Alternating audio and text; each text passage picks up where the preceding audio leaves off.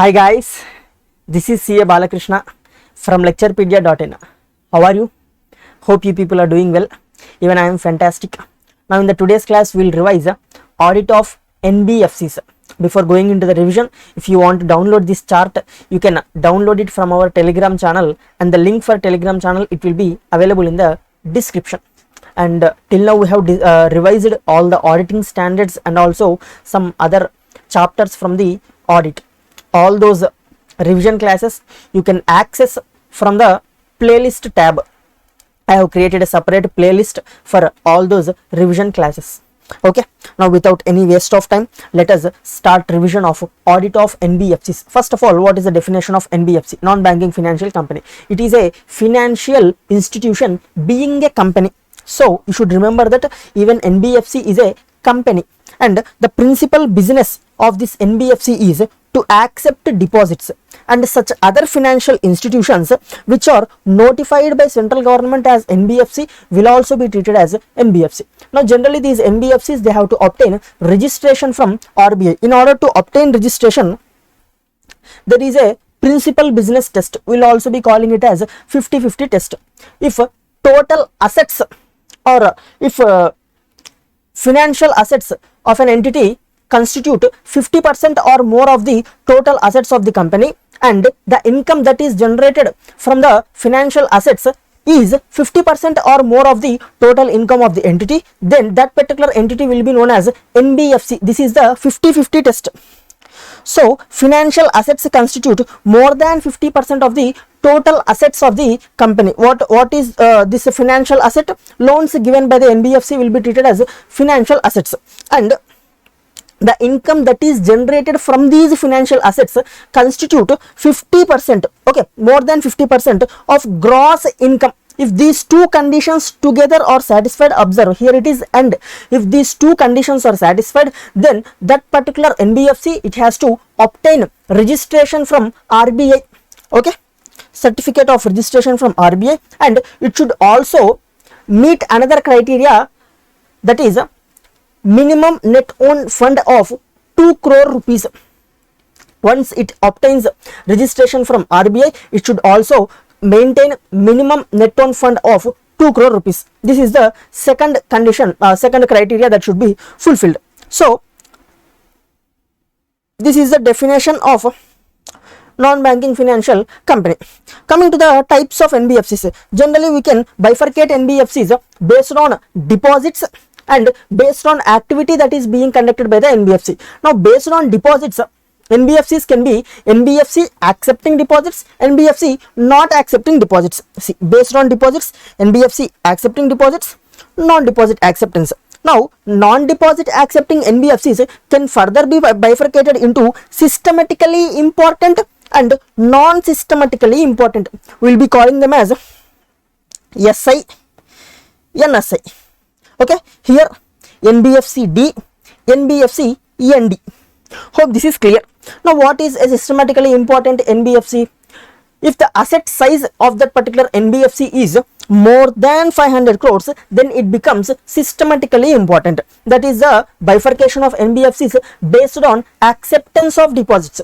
Now bifurcation of NBFC is based on type of activity that is being conducted by the NBFC. Based on activity, we are having investment credit company, infrastructure finance company, core investment company, and infrastructure debt fund, microfinance institution, NBFC factors, and non-operative financial holding company. It is sufficient if you just remember these names. You need not deeply understand these NBFCs, because it is not given even in our institute's study material also. Even in the study material, they have just given the different types of these NBFCs. They have not given any further explanation for them. So it is not necessary to concentrate more on these definitions. You can just remember types of NBFCs. That is sufficient.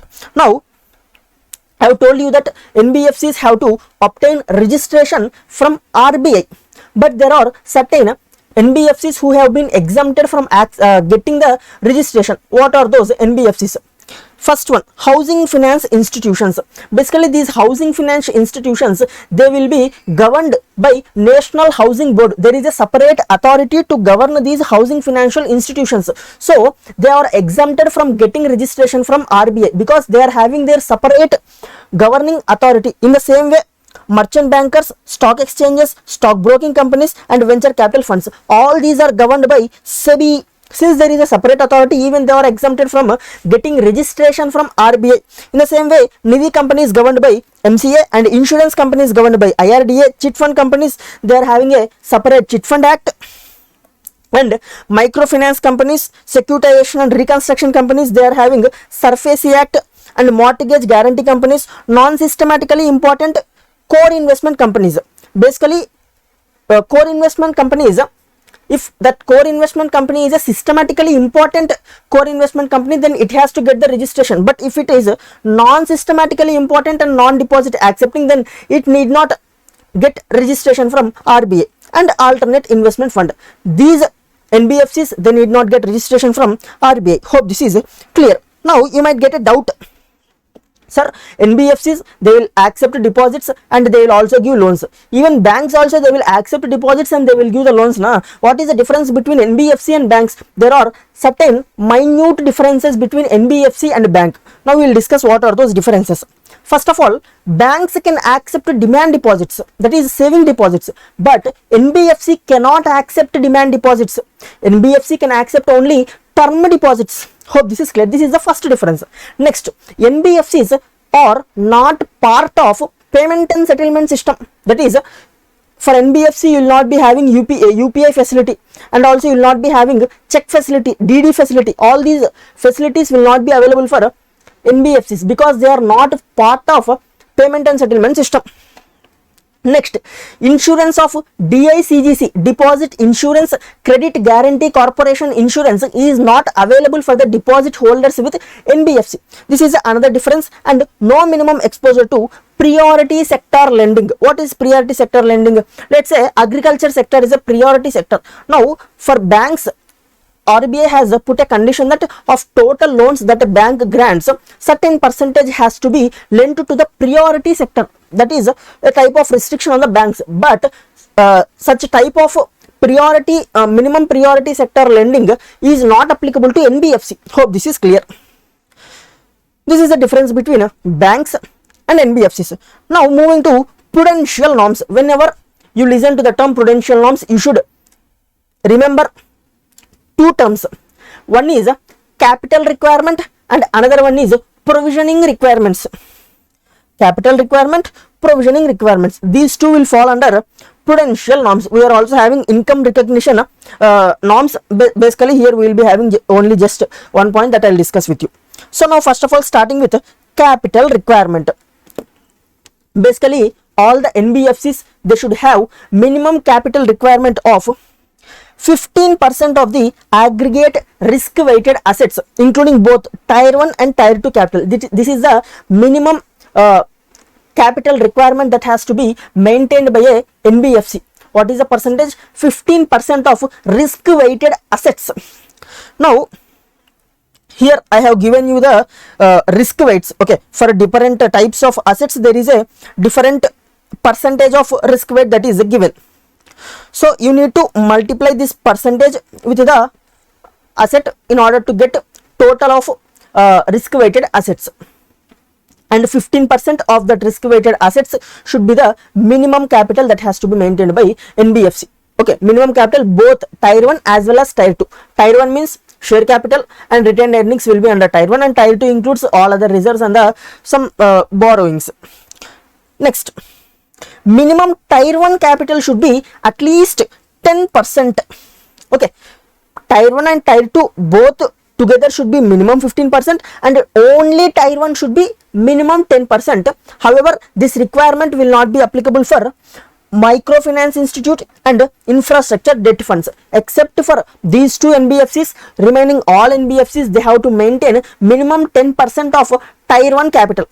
Next, in case of NBFCs which are primarily into lending by taking security of gold jewelry, For those types of NBFCs, minimum tier 1 capital is 12%.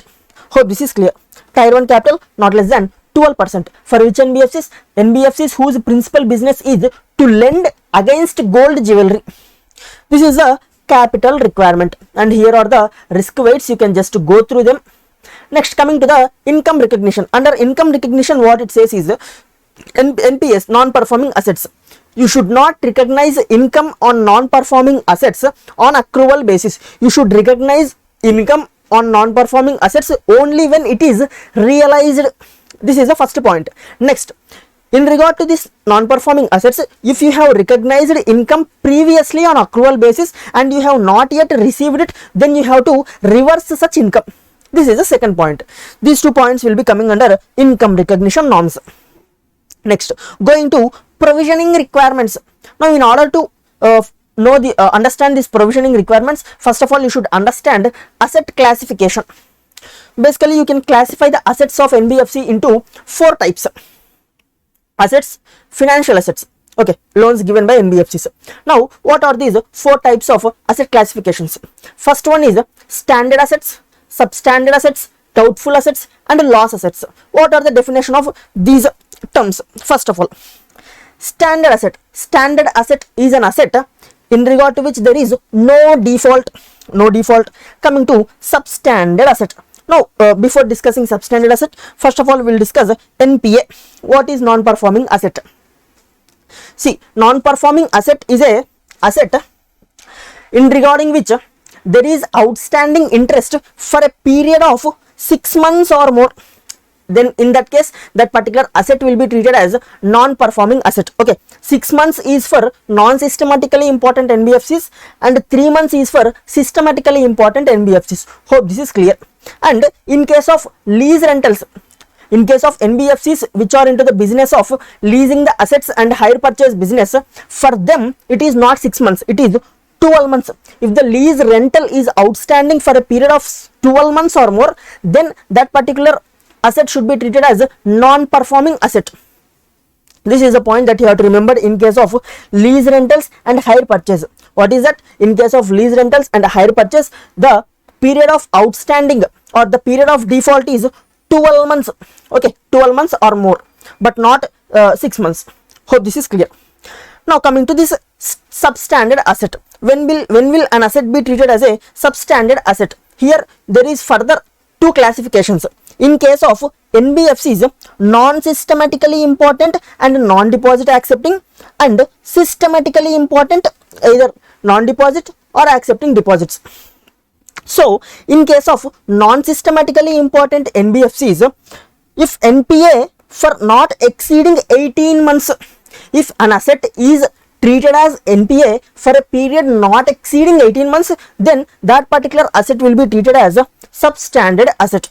In case of systematically important NBFCs, if the asset is treated as NPA for a period not exceeding 12 months, then that asset will be treated as a substandard asset. Hope this is clear. Next, moving to the doubtful asset. Here also again same classification. Non-systematically important, systematically important. In case of non-systematically important, an asset which has been categorized as substandard asset for a period exceeding 18 months, then that will be treated as doubtful asset. And in case of systematically important, if asset is categorized as substandard for a period exceeding 12 months, then it will be treated as doubtful asset. Coming to the loss asset. Basically, loss asset will be declared by NBFC itself or by internal or statutory auditors. Okay, when internal auditors or statutory auditors or any investigating officer or NBFC management itself, they will feel that we will not receive amount regarding this asset, then they will declare that asset as loss asset. Hope this is clear. So this is the asset classification. Now there are different provisioning requirements for each class of asset. Let us see. Provisioning requirement. Firstly, standard asset. In case of standard asset, for systematically important NBFCs, the provisioning requirement is 0.4%, and in case of non-systematically important, the provision is 0.25%. And coming to substandard asset, the provisioning is 10%, and coming to doubtful asset, Here there are two classifications. Whether doubtful asset is unsecured. If it is unsecured, 100% provision is required. If it is secured, in that case, it depends. The provision depends based on period for which it is treated as doubtful.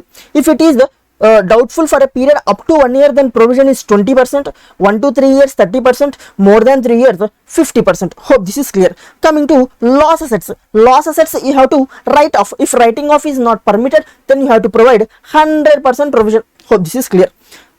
These are the provisioning requirements. Next, there are certain audit procedures that the auditor has to perform with regard to compliance of these prudential norms. Okay, whether the NBFC has complied with these prudential norms or not. In order to check this, auditor will perform certain procedures. First of all, he will check whether NBFC complied with all prudential norms or not. Then he will see whether board of directors has framed a policy for granting term loans, demand loans.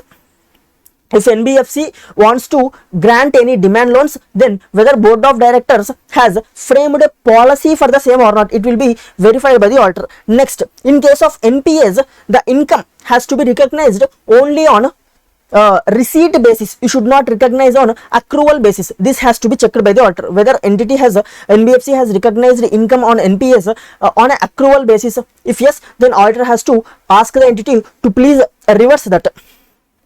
Next, auditor should see whether accounts classified as NPA during the previous year or continue to be classified as NPA during the current year also.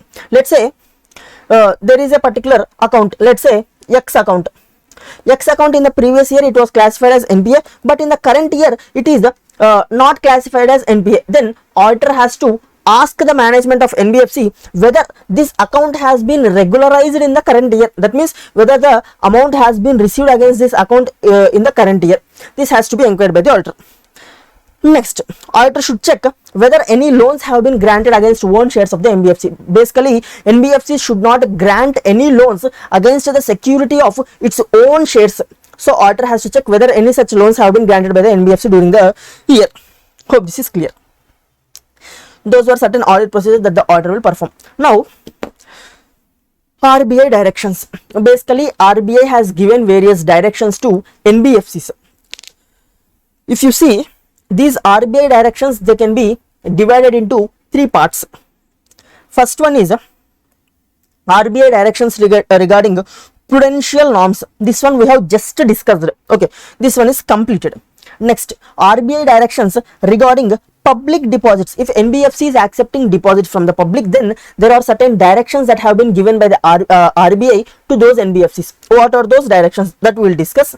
Next, RBI directions to the auditors of NBFCs. Okay, auditor is conducting audit of NBFC now. To this auditor, RBI has given certain directions. That means on these items, auditor has to report in his audit report of the NBFC. So what are those directions? We will see. Audit report directions. Basically, these audit report directions we can bifurcate into all NBFCs. Regarding all NBFCs, there are certain directions given to the auditor, and regarding NBFCs accepting deposits, okay, exclusively for those NBFCs, certain specific directions given by RBI to the auditor, and regarding NBFCs not accepting deposits, certain specific directions given by RBI to the auditor, and there are certain exception reporting guidelines. Those we will discuss. But here you have to remember this. These directions which are given for all NBFCs are there now. It will be applicable even for this NBFCs accepting deposits as well as NBFCs not accepting deposits. First of all, we will see this one. Directions regarding accepting deposits. See, NBFC acceptance of public deposit directions. Now, first of all, what the auditor has to see here is whether NBFC has been properly classified as accepting deposit NBFC or not. Such classification has to be checked by the auditor. Next, ceiling on quantum of public deposit is linked to credit rating. Generally, how much amount of public deposits can be accepted by the NBFC? This will be dependent based on the credit rating that has been assigned to that particular NBFC. Okay, if credit rating is this much, then this much amount of public deposits can be accepted. If it is lower, then lower deposits can be accepted. Like this, based on credit rating, the public deposit limit is specified. So now what the auditor has to do is, auditor has to ask the NBFC, you please give your credit rating certificate to us. Based on that credit rating certificate, auditor will see whether the public deposits accepted or as per the credit rating or not. In case there is any downward or upward revision of this credit rating, auditor has to see whether the same has been adjusted in the public deposits also or not. And if the credit rating of the NBFC has fallen below the minimum level, then what the auditor has to do is, auditor should check whether the existing deposits have been regularized or not. Regularization means, as per this, if the credit rating falls below the minimum requirement, then NBFC should stop accepting new deposits and it should also stop renewing the deposits, and a report has to be sent to RBI within 15 days. Hope this is clear. If the credit rating falls below the minimum level, then the same has to be intimated to the RBI within 15 days. Next, auditor should also check whether interest have been properly calculated or not. Okay, test check interest calculations. Next, whenever NBFC accepts deposits or renews deposits, then such acceptance or renewal should be made based on the request made by the depositor only. Okay, basically the depositor will have to fill a form and he has to submit it to the NBFC in order to create a fresh deposit or to renew the existing deposit. Okay, next, verify the deposit registered with the supporting receipts. Next, check whether liquid investments are in safe custody of the commercial banks. Generally, of total deposits, certain percentage has to be maintained in the liquid form with the commercial bank, whether it is maintained or not by the NBFC, that should be checked. And next, check whether returns are filed in a timely manner with the RBI. Okay, how much amount of public deposits has been accepted. Regarding this, a quarterly return has to be filed by the NBFC with RBI, whether it is filed within the time or not. Next, this point, if the NBFC decides not to accept a deposit from public, then it has to pass a board resolution. Whether such resolution in the board has been passed or not, it has to be checked. Next, this one we'll discuss later. Coming to directions given by RBI to the auditor, third part. We have discussed second part. Now moving to third part, directions given by the RBI to auditor regarding audit report. First of all, directions regarding all NBFCs. These directions will be applicable to the audit report of all the NBFCs. That means these points are there now. These points have to be reported by the auditor in the audit report. Now, first of all, regarding all NBFCs, auditor has to report whether that particular NBFC has obtained certificate of registration from the RBI or not. He has to report on this.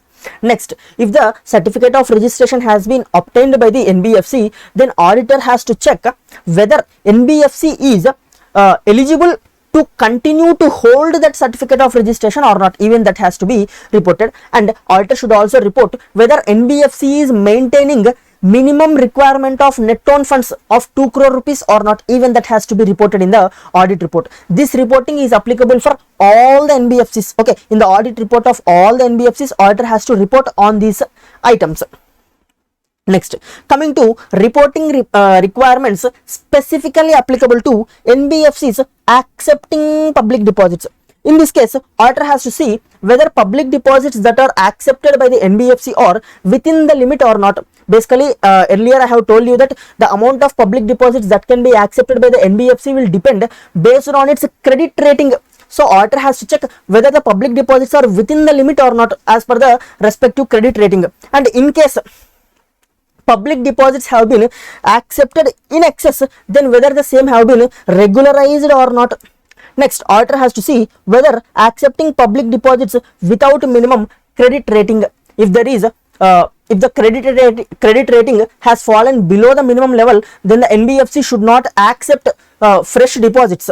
So auditor has to see whether NBFC has accepted any fresh deposits, even if his credit rating has fallen. That has to be reported by the auditor. Next, auditor has to report whether the minimum capital requirement has been maintained by the entity, the NBFC or not. What is the minimum capital requirement? 15%, 10%, 12%.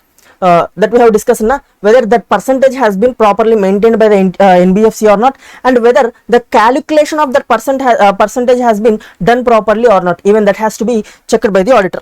Next, whether NBFC has defaulted in paying interest and principal to its depositors. If NBFC has defaulted, then the same has to be reported here. And whether return on deposits has been furnished to the RBI within the prescribed time limits, and basically the return has to be furnished in format NBS 1. Okay, these are the reporting requirements related to NBFCs accepting deposits. Next, moving to the NBFCs not accepting public deposits. In case of NBFCs not accepting public deposits, auditor has to see, first of all, whether a board resolution has been passed stating that the NBFC doesn't accept deposits from public. That board resolution has to be checked. Next, even after having that board resolution, having passed that board resolution that we will not accept any public deposits, whether NBFC has accepted public deposits. If yes, then the same has to be repeated. See, accepted any public deposits during the year, then auditor has to see whether the NBFC has complied with all the prudential norms relating to capital requirement and provisioning norms and income recognition norms, whether all these prudential norms are satisfied or and complied by the NBFC or not. This has to be reported. Next, in respect of NBFC, which is systematically important, auditor has to see whether capital adequacy ratio has been properly calculated and whether minimum capital adequacy ratio is maintained or not. The same point which we have checked even for NBFCs which are accepting deposits also. Next, annual statement of capital funds, risk asset funds filed within the stipulated period or not. You have to file this statement with RBI whether it has been filed within the stipulated period or not. And in case NBFC is a microfinance institution, whether it has been properly classified as microfinance institution or not, that has to be checked by the auditor. Next, coming to the exception reporting. Generally, whenever NBFC doesn't follow these three requirements, any of these three requirements, then auditor will give exception reporting to regional office. We'll see what are those requirements.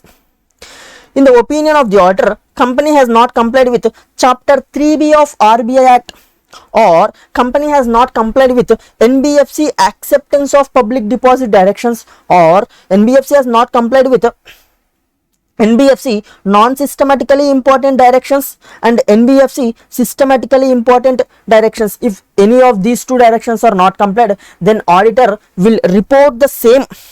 Okay, report such unfavorable or qualified statement to concerned regional office of Department of Non-Banking Supervision. Okay, to that particular regional office of non-banking non-banking supervision, NBI, RBI, the auditor will report the same. Next, difference between division 2 and division 3 of schedule 3. Basically, schedule 3 deals with the format of financial statements, and in schedule 3 division 2 is regarding a format for other than NBFCs, and division 3 is for NBFCs.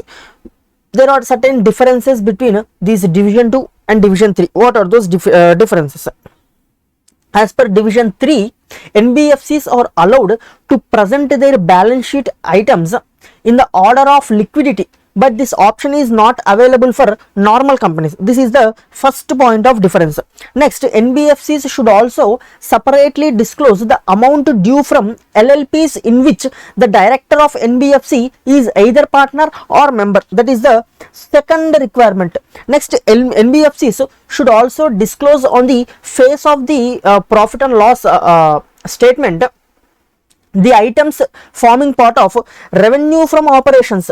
Basically, in case of other companies, the bifurcation will be given in notes to account, but in case of NBFCs, this items forming part of revenue from operations should be presented in the on the face of the statement of profit and loss statement. This is the third difference.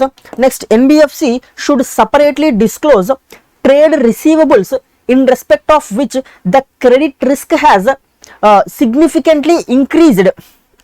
Separate disclosure has to be given regarding these types of trade receivables. And next, NBFC should also disclose conditions or restrictions that are attached to the utilization of statutory reserves. This is the fifth difference. And coming to the final difference, we will be having this other income, other expenditure head.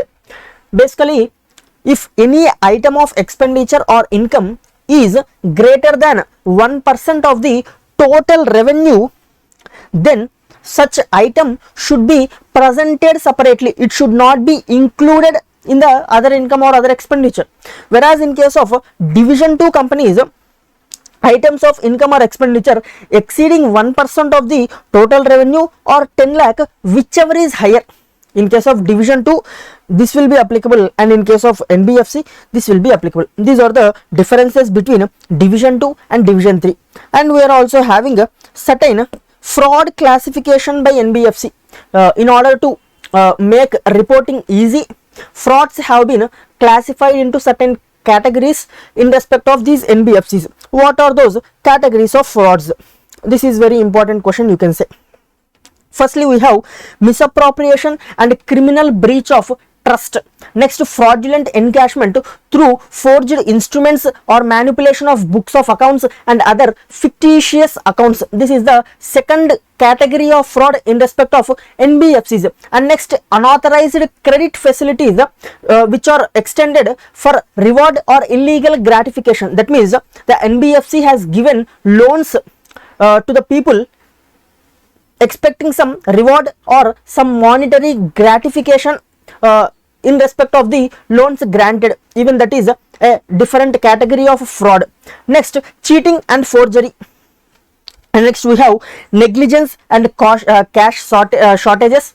Next, irregularities in foreign exchange transactions. And finally, any other type of fraud which is not specified above. Now, of these categories, these two are there now: negligence and cash shortages and irregularities in foreign exchange transactions. These two has to be reported as fraud only when the intention to defraud or cheat is present at the time of detection of the fraud. Okay, only when the intention is proved, only then you have to report, otherwise you should not report. However, in respect of following frauds, irrespective of the intention, if the cash shortage is greater than 10,000, then irrespective of the intention, you have to report it as fraud. And cases of cash shortages exceeding 5,000 which have been identified by management or the internal auditor or external auditor or by investigating officer, and these frauds were not intimated by respective officer at the time of their occurrence, but they have been detected by management or auditors or the other officers, even those types of cash shortages has to be reported as fraud irrespective of the intention. Hope this is clear. And finally, we are having a checklist regarding NBFC investment credit company. In respect of investment credit companies, what has to be verified by the auditor? First of all, auditor has to verify physical securities, share certificates. That is the first point of verification. Next, NBFCs should not grant loans against its own shares. That has to be checked by the auditor. Next, dividend has to be accounted by NBFC only on cash basis, whereas interest can be accounted by NBFC on an accrual basis. Even dividend can be accounted on accrual basis, provided that particular company has declared the dividend in the annual general meeting. If the dividend has been declared in the annual general meeting, then the NBFC which has invested in that particular company can account the dividend on accrual basis. Hope this is clear. These two are those points. Next, auditor has to verify the board meeting minutes in order to identify whether any shares or whether any investments have been purchased or sold by the NBFC. Next, auditor should obtain confirmation from depositories basically, or NSDL and CDSL. Basically, if the investments are in demat form, in dematerialized form, then the confirmation has to be obtained from depositories. Next, auditor should also verify whether compliance of AS 13 accounting for investments have been made or not. Next, check classification of loans and advances, that is the bifurcation, standard, substandard, whether that has been properly made or not, and verify the investment made in subsidiary or group companies. These have to be verified by the auditor in respect of investment credit companies. Okay, by this the revision of NBFCs has been completed, and in the next class we will be meeting with another chapter. Okay, that's it for today. Take care. Bye bye.